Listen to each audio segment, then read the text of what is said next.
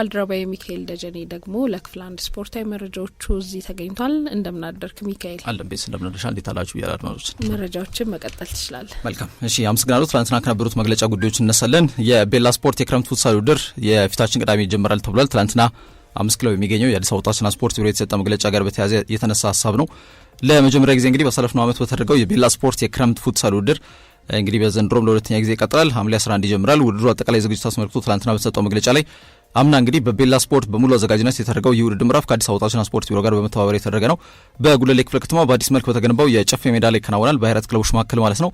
የፕሪሚየር ሊግና የከፍተኛ ሊግ ተጫዋቾች እንዲሁም ብቃት ያላቸው የክለብ ዕድልን ያላገኙ ተጫዋቾች ቦርዱ ላይ እንደሚሳተፉ ለማወቅ ተችሏል። በውድድሩ ከመላው አዲስ አበባ የተውጣጡ ተጫዋቾች የሚሳተፉበት መሆኑና ወንድማማችነትንም ማጠናከር ዓላማ ያደረገ ስለመሆኑም ተመላክቷል ማለት ነው። በፕሮግራሙ ላይ እንግዲህ የምድብ ድልድሉ ይፋ የተደረገ ሲሆን 24 ክለቦች በ6 ምድቦች ተደልድለዋል። በውድድሩ አሸናፊ የሚሆነው ቡድን 1 ሚሊዮን ብርም ተሸላሚ እንደሚሆን ለማወቅ ተችሏል። በመክፈቻው ጨዋታም ሽሮ ሜዳ ከስቴዲየም ዙሪያ በመጪው ቅዳሜ ይጫወታሉ። ያው ከስቴዲየም ዙሪያ ያው ራሱን የቻለ ያው ተወታተው የሚሳተፉ ተጫዋቾች ያሉበት ቡድን ነውና የአዲስ አበባ ወጣቶችና ስፖርት ቢሮ ኃላፊ አቶ ዋያሌው ታደሰ፣ የቤላ ስፖርት ባለቤት አቶ ሚኪያስ ተፈሪ እንዲሁም የሚመለከታቸው ሌሎች አካላት በስፍራው ላይ መገኘት በጋራ መግለጫው እንደሰጡ መናገር እንችላለን። ከዛ ውጪ ወላይታ ዲቻ ስፖርት ክለብ የዋና አሰልጣኙን ውል በይፋ አራዝሟል። ወላይታ ዲቻ የዋና አሰልጣኙን መሳይ ተፈሪን ውል ለተጨማሪ 2 ዓመታት ማራዘሙን ይፋ አድርጓል። አሰልጣኙ እንግዲህ በውድድር አመቱ ቡድን ከተረከበ በኋላ አስደናቂ ጉዞን አድርጎ ያው በ50 ነጥቦች 8ኛ ደረጃን ይዞ ያጠናቀቀ ቡድን እንደነበር ይታወቃል። ከአርባ ምንጭ ከተማ ጋር በተያያዘ በተለይ በሁለተኛው ዙር 2 ጨዋታዎች ብቻ የተሸነፈው ቡድኑ 35 ነጥቦችን በመሰብሰብ በአጋማሹ በርካታ ነጥቦችን በመሰብሰብ ቀዳሚው የሊጉ ክለብ ስለመሆኑም መናገር ይቻላልና ያው በውድድር ምዕራፉ ላይ ብቻም ሳይሆን አርባ ምንጭ ከተማ ላይ በርካታ ዓመታትን ካሳለፉ በተጫዋችነትም በአሰልጣኝነትም ከቆዩ ግለሰቦች መካከል መሳይ ተፈሪ ስሙ ይጠቀሳል።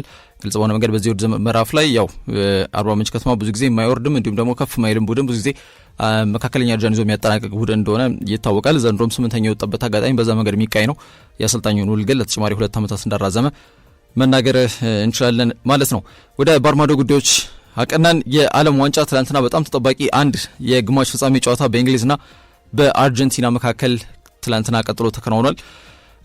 አርጀንቲና እንግዲህ 2-1 በሆነ ውጤት ይህን ጨዋታ ከኋላ ተነሳ ባስቆጠረቻቸው 2 ጎሎች ማለት ነው በሊዮኔል አንድሬስ ሜሲ ልዩነት ፈጣሪነት ማለት እንችላለን። ሁለቱም ጎሎች ሲቆጠሩ የእሱ አስተዋጽኦ ላቅ ያለ ከመሆኑ እውነታ ጋር በተያያዘ 2-1 አሸንፋ ወደ ፍጻሜ ማለፏን አረጋግጣለች። የ2022 የዓለም ዋንጫ አሸናፊ ሀገርነት አርጀንቲና በ2026 ለፍጻሜ የደረሰችበት አጋጣሚ እንደተፈጠረ መናገር እንችላለን። እርግጥ ሶስቷን አብስት የእንግሊዝ ብሔራዊ ቡድን በአሰልጣኝ ቶማስ ቱዌል አሰልጣኙ ዋናው ተጠያቂ ነው ለውጤቱ እጦት። ምክንያቱም 55ኛው ደቂቃ ላይ አንቶኒ ጎርደን ባስቆጠረው ጎል መሪ መሆን ችሎ ነበረ። አንድ በጣም የሚገርም ቁጥራዊ መረጃ ከዚህ ጋር በተያያዘ ጎርደን 55ኛው ደቂቃ ላይ ካስቆጠራት ጎልና ላውታሮ ማርቲኔዝ ተቀይሮ የገባው ተጫዋች 92ኛው ደቂቃ ላይ ባስቆጠረው ጎል መካከል እንግሊዝ ብሔራዊ ቡድን የኳስ ቁጥጥሯ 12% ብቻ ነበር። 88% በአርጀንቲና ኳስ ቁጥጥር ስር የነበረበት ሂደት ነበር። ይሄ ማለት በአጠቃላይ ጎርደንን በኤዝሪ ኮንሳ ተክተው በተለይ ደግሞ ባክ 5 ወይም የኋላ መስመራቸውን ወደ 5 ከፍ ያደረጉበት አጋጣሚ በተለይ ሳጥኑ ውስጥ ኳስ እንዳይጣል ጥረት ያደረጉበት ሂደት በትልቁ ዋጋ አስከፍሏቸዋል። ጥያቄ የሚቀርብ ጉዳይ አይደለም። የውሳኔያቸው ከቶማስ ቱዌል ጋር በተያያዘ ጥያቄ እንዲያስነሳባቸውም እያደረገ ይገኛል። ጎርደን 55ኛው ደቂቃ ላይ ጎሏን አስቆጠረ። 72ኛው ደቂቃ ላይ እንዲቀየር ወስኗል።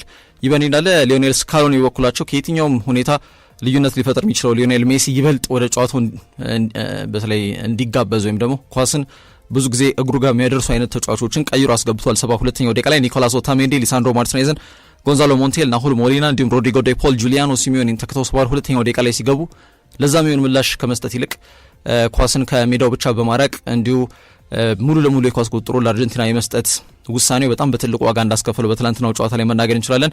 ከነዚህ ሁለት ቡድኖች ጋር በተያያዘ በተለይ 1986 የዓለም ዋንጫ ሃንድ ኦፍ ጋድ እየተባለ የሚጠራው ወይም ደግሞ ያው አርጀንቲናን ያወጡት ስም ነው የእግዜር እጅ በመባል የምትታወቀው በተለይ ዲዬጎ አርማንዶ ማራዶና በግራ እጁ ኳሷን ነክቷት ኳስና መረብ እንዲቆጠር ምክንያት ሆኖ በተለይ ደግሞ 2-1 በሆነ ውጤት አርጀንቲናን ጨዋታ በማሸነፍ በፍጻሜው የ1986 የሜክሲኮ የዓለም ዋንጫ ነበር ከፍ አድርጋ እንዳሳካቸው ይታወቃልና ያ በታሪኳ ለሁለተኛ ጊዜ ነበር። አሁን ከ40 ዓመታት በኋላ ነው በዓለም ዋንጫ ምዕራፍ ላይ የተገናኙት።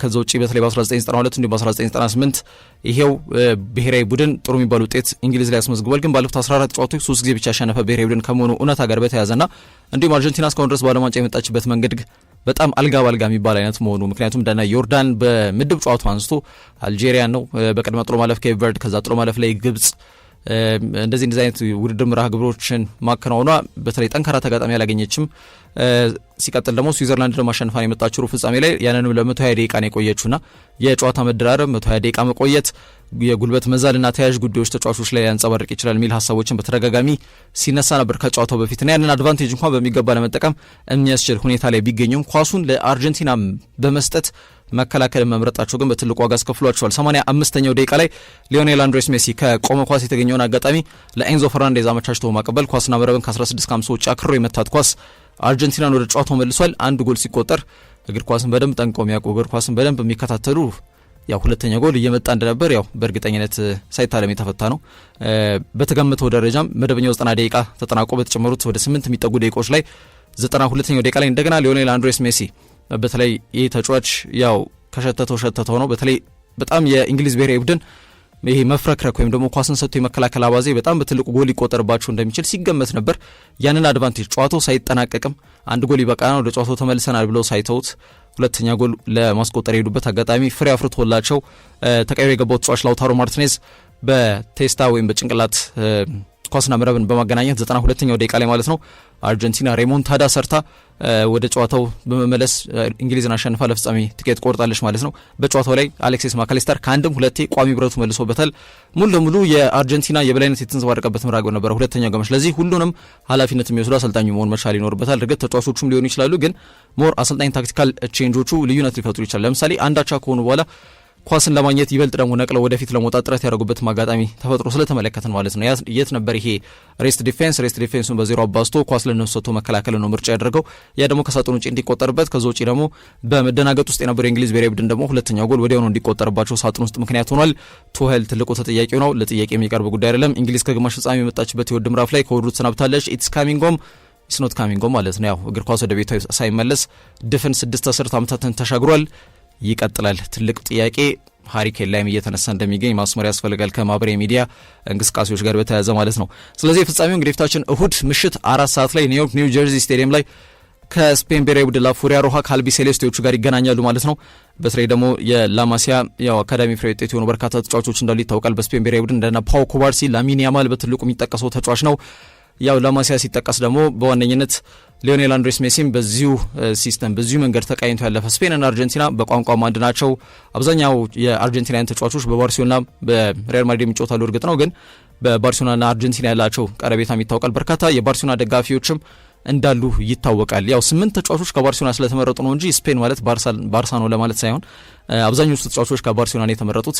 ባርሴሎና ደግሞ ሊዮኔል አንድሬስ ሜሲ ያው ከልጅነት እስከ እውቀት በምንለው ደረጃ እዛ እግር ኳስ ክለብ ውስጥ ቆይታ ስላደረገ በርካታ አርጀንቲናውያን የባርሴሎና ደጋፊዎች ናቸው። ከስፔን ጋር ያላቸው ሩት ቀረቤታ ያለው ስለመሆኑ መናገር ያስፈልጋልና ምን አይነት ጨዋታ እናያለን በጣም በትልቁ የሚጠበቅ ነው። የመርሃ ግብሩ በነገራችን ላይ ፊናሊስማ እየተባለ የሚጠራውና በአውሮፓ እግር ኳስ አወዳዳሪ አካል በአዲስ መንገድ እንግዲህ የተዋቀረው በተለይ የአውሮፓ እግር ኳስ አሸናፊው ሀገርና የኮፓ አሜሪካ ወይም ደግሞ የደቡብ አሜሪካ አሸናፊ ሀገራቶች እርስ በርስን የሚያገናኘው መርሃ ግብር ላይ የእነዚህ ሁለት ብሔራዊ ቡድኖች ጨዋታ ሲጠበቅ ነበር። በተለይ ላሚን ያማል ከሊዮኔል አንድሬስ ሜሲ ጋር የሚገናኝበት አጋጣሚ ሮል ሞዴሉ አይደሉ እንደሆነ ይታወቃል። በዛው በባርሴሎና አካዳሚም ሲወጣ በተለይ የሜሲን ፉትስቴፕ የሱን ፈለግ ተከትሎ ትልቅ ደረጃ ላይ ይደርሳል የሚል እምነት ስለሚጣልበት እሱም ያንን መንገድ በጣም በተደጋጋሚ በማህበራዊ ሚዲያ ላይም ሲነሳ እኔ ላሚን ያማል በራሴ መንገድ ነው የሚሄደው፣ የሊዮኔል አንድሬስ ሜሲ ደግሞ ሌጀንድ ነው፣ ምንም ጥያቄ የለውም፣ የኔ አሪያ ተጫዋች ነው በሚል ይህን ሀሳብ ሰጥቶ እንደነበር የሚታወስ ርዕሰ ጉዳይ ነው። ግን ሳይሳካ ቀርቷል ፊናሊስማ ውድድሩ። ስለዚህ በዓለም ዋንጫ ፍጻሜ ደግሞ እንደ አጋጣሚ ተገናኝቷል። ምን ይፈጠራል? በጣም በትልቁ የሚጠበቀው የዓለም ዋንጫ ወሳኝ ክስተት ነው። የፊታችን እሁድ የሚጠናቀቅ ይሆናል ከዓለም ዋንጫ መርሃ ግብሮች ጋር በተያያዘ ማለት ነው።